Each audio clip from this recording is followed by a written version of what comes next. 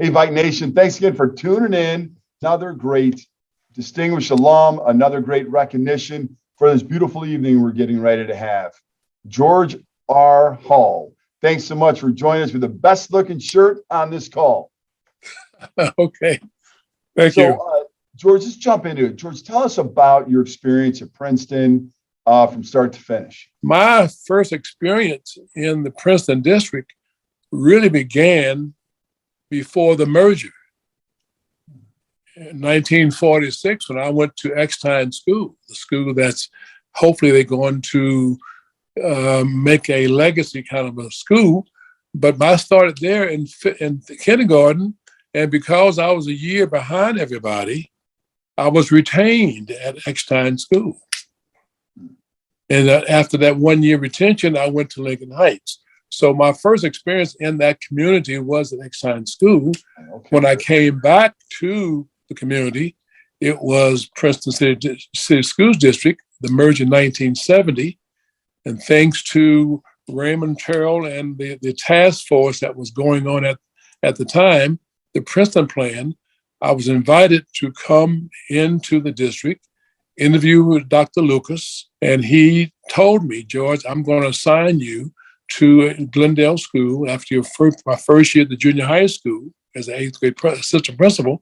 I'm going to send you over to Glendale School because the principal there, the counselor, was going to another position. He said, I'm going to send you over there. I've talked to some of the who's who folk in Glendale, and you go there and you stay as long as you like, because once you leave, somebody like you of your color will not, no doubt, replace you. So 10 years I was there. And as we speak today, experience in Princeton was awesome. Matter of fact, it was enabled me to go other places when I left Princeton to be successful in other administrative positions. I started out in Cincinnati Public Schools as a teacher at William Hart Taft Elementary. Then I went from there to McMillan Center in Atlanta Public Schools. And then there I was promoted to assistant principal at Madisonville Elementary School in Cincinnati Public Schools.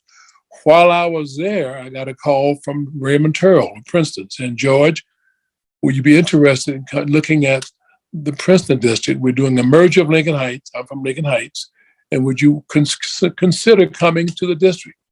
And I gladly came and interviewed with Dr. Lucas, and the rest was history. I was at the junior high school for 1 year in charge of the 8th grade. Had a great, challenging year working under Gary Bowman and some other administrators, but I had a lot of support in Princeton the whole time I was there.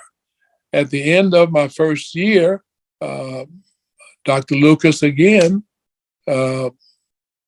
he appointed me, sent me to junior high school, and then the Glendale School. And I was at Glendale School for 10 years. And while I was there, I had some of the greatest mentors. Eddie Starr, the associate superintendent, was there.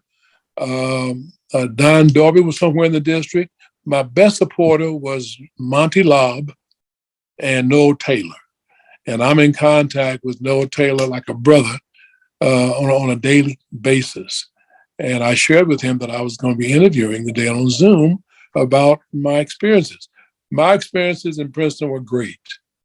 It was a part of the movement to bring Lincoln Heights into the system. I was a part of that movement, and I think the whole process, the Princeton plan, was a great success, and I was a part of that plan. While I was at Glendale School, I had an opportunity to go to central office and work as the state and federal programs coordinator for 2 years. Mm-hmm. When I left there, I relocated to Cleveland area, and I've been all over since then. But the Princeton experience was a great experience. Glendale for 10 and then central office at Princeton? For 3 years. For 3 years? And then I relocated to Cleveland, yes. Sure. So, George, when you think about Princeton, what it means to be a Viking, so during this time, when you were at Glendale and you're part of the Princeton district and you hear about Viking, what does that mean to you? Well, I feel, since I started out at Eckstein School, I felt really connected more back in Princeton because I was able to connect with the families that were there when I was there. And then when I came to Princeton, I was able to feel like I'd come back home. Sure. After all those years. And I was welcomed wholeheartedly by the Hollydale community, where a lot of the Black kids came from. And I just felt like I was in the right place at the right time for the right reason. Sure. The Princeton plan worked for George Hall and Glendale School while I was there. Being inducted as an emeritus really says something. So, George, how long did you spend time like in Cleveland? So you left Princeton, you did some other things. How long were you in education, and what did you do in Cleveland? Education, a total of about 41 years. So I went to Cleveland. I went there and was recruited to take over a middle school, Randallwood Middle School, in the Stafford school system, Stafford in Maple Heights. And I was there for 5 years at Randallwood Middle School. When I got there, it was an open space school. And they were in the process of changing it back to a traditional school. So I got there in time to be a part of that transition from open space to regular pod classrooms. And that was a great experience. I had an assistant, but I was the assistant superintendent of instruction used a term with me, called me Mr. Ambiguous, Mr. Hall, because when he came into the building, I was never in the office. I was always out and about, monitoring what was going on. And then when I left at 5 years, I was recruited to go to a neighboring school district, Maple Heights, to be a principal at Stafford Elementary School, where I was there for 2 years. That was a district that was in need of hiring minority administrators in the school system. And at the end of my interview with the superintendent, he asked me one question: George, are you here for just the Black kids? I said, no, I'm here for all the kids. And then he stood up and shook my hand and said, welcome to the Maple Heights school system. And then when I retired in 1990, I went down to Duval School, Florida, to visit an aunt, interviewed in personnel, and got a job as a personnel supervisor, recruiting elementary teachers and special ed teachers. I did that for 2 years. And while I was there in the Carolinas, I was recruited by the school system, Cobb County here in Georgia, to come to Cobb. My family originally is from Statesboro, Georgia. So Georgia is really my family's home. Then I came to Cobb County as a middle school assistant principal. And then I became a supervisor in personnel for a minute.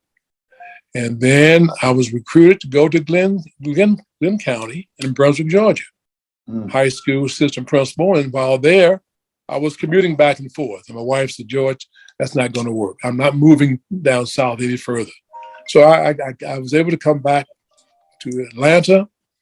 I got hired in the Atlanta Public Schools, worked in a middle school as assistant principal for a few years, high school for a few years, and then the state level as a supervisor for a couple of years. And then I looked up and it was time to retire. So in 2000, I retired from all of the regular school stuff. Did some consulting along the way, but that was my career. So in 1990, you retired. Retired. In general, but then you did a retire, rehire for another 10 plus years. That's correct. That's wonderful.